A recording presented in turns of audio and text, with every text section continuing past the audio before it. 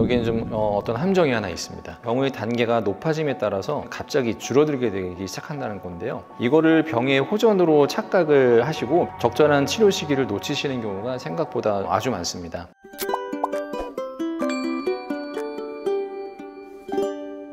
네, 안녕하세요. 몸과 마음을 다시 활성화시키는 재활의학 전문 채널 올어바웃 재활입니다. 네, 오늘은 많은 분들이 겪고 계시는 손저림, 그 손저림의 원인 중에서도 가장 흔하고 중요한 질환인 손목터널 증후군에 대해서 알아보겠습니다. 손목터널 증후군의 증상과 진단, 그리고 수술적 치료까지 알려주실 하와유 재활의학과 김인종 원장님 모셨습니다. 원장님 안녕하세요. 네, 안녕하세요. 저는 재활의학과 전문의 김인종이라고 합니다. 고려대학교를 졸업했고 현재 하와유 재활의학과를 개원하고 있습니다. 오늘은 손목터널 증후군의 진단과 치료에 대해 환자분들이 꼭 알고 계셔야 할 내용을 3가지로 정리해서 말씀드리도록 하겠습니다.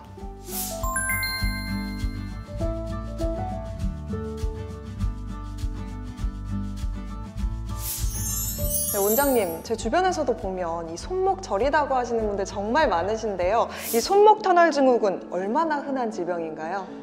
손목터널 증후군은 상지에서 저림 증상을 유발할 수 있는 신경병 중에서 가장 흔한 병이라고 보시면 됩니다. 저희 나라에서도 1년에 한 17만 명 정도가 손목터널 증후군으로 병원에서 치료를 받고 계시는 것으로 알려져 있습니다. 네, 1년에 17만 명 정도면 상당히 많은 숫자라고 할 수 있는데요. 그렇다면 원장님, 이 손목터널 증후군에 특징적인 증상들이 있다면 어떤 것들이 있을까요?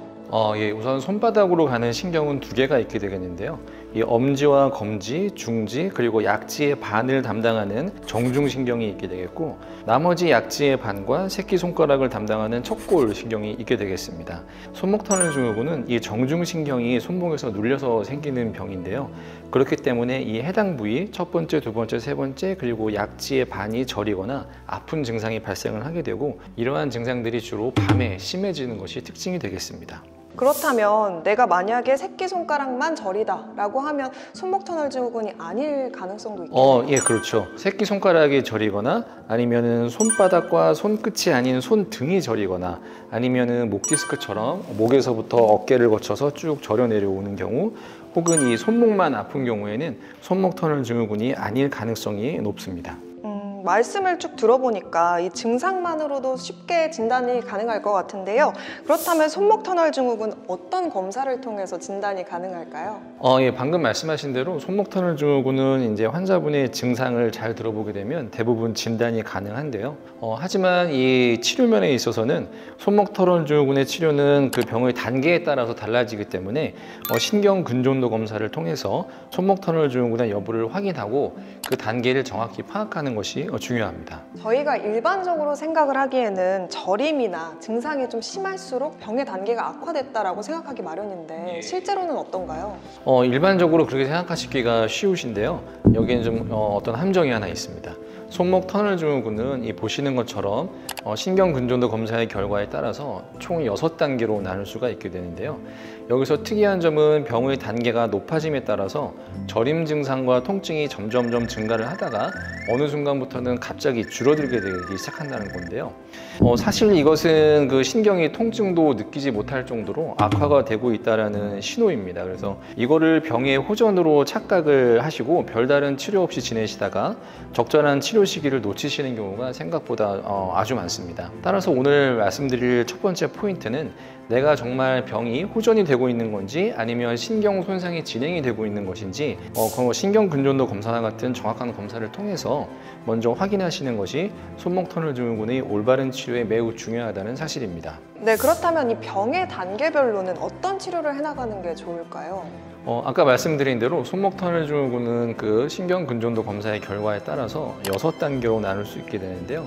처음 1, 2단계에서는 약물 치료와 스트레칭, 체외 충격파 치료 등을 시행을 하게 됩니다. 치료를 잘 받으시고 손 사용을 좀 줄이시게 된다 그러면은 비교적 잘 치료가 되시는 편이고요. 3단계 정도라고 하면 주사 치료가 필요할 수 있게 되겠고 4단계 이상에서는 수술적 치료가 필요하다고 생각하시면 될 것 같습니다. 네, 그렇다면 원장님, 이 1, 2단계에서 유용하게 사용할 수 있는 스트레칭 방법 알려주실 수 있으신가요? 손목터널 증후군에서 유용한 스트레칭은 비교적 간단합니다. 보시는 것처럼 증상이 있으신 팔을 쭉 뻗고 반대편 팔로 쭉 손목을 젖혀주시기만 하시면 되는데요.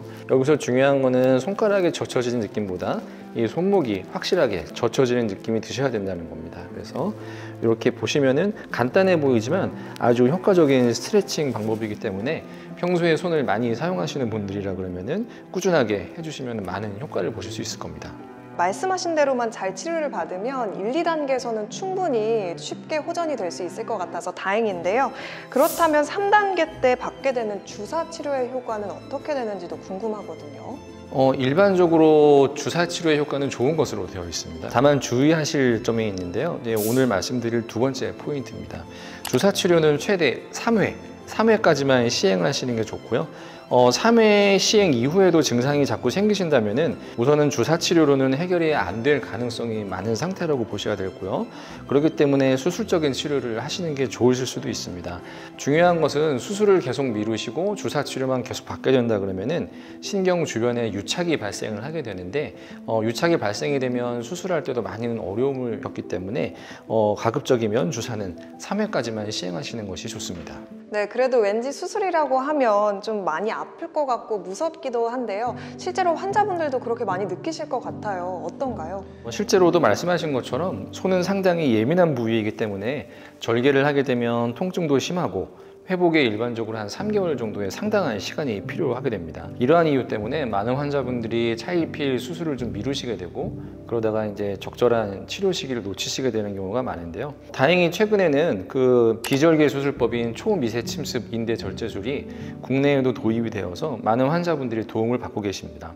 지금 보시는 모습이 수술 전이 아니고 수술 직후의 모습인데요. 물론 환자분마다 차이는 있지만 비절개라 가벼운 일상생활 동작은 수술 직후부터 가능하고 회복에 걸리는 시간이 절개 수술 대비 3분의 1 정도로 알려져 있습니다.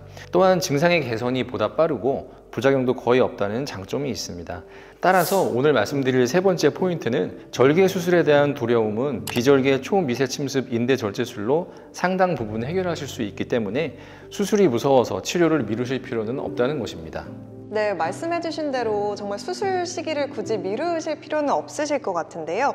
혹시나 시기를 놓치신 환자분 같은 경우에 이 늦게라도 수술을 하시면 회복이 가능할까요? 예, 사실 그 가장 적절한 수술 시기는 신경 손상이 시작되기 전인 4단계 정도입니다. 수술 시기를 놓치신 분들이라고 하면은 신경 손상이 진행된 5단계나 6단계 환자분들이신데요. 환자분들마다 조금씩 다르기는 하지만 다행히 이분들도 대부분 수술을 받으시면 증상의 개선이 가능합니다. 다만 좋아지시는데 최소 6개월에서 1년 이상의 시간이 걸릴 수도 있고 그 과정에서 일시적으로 저림 증상이 심해지는 일도 있기 때문에 주의가 필요합니다.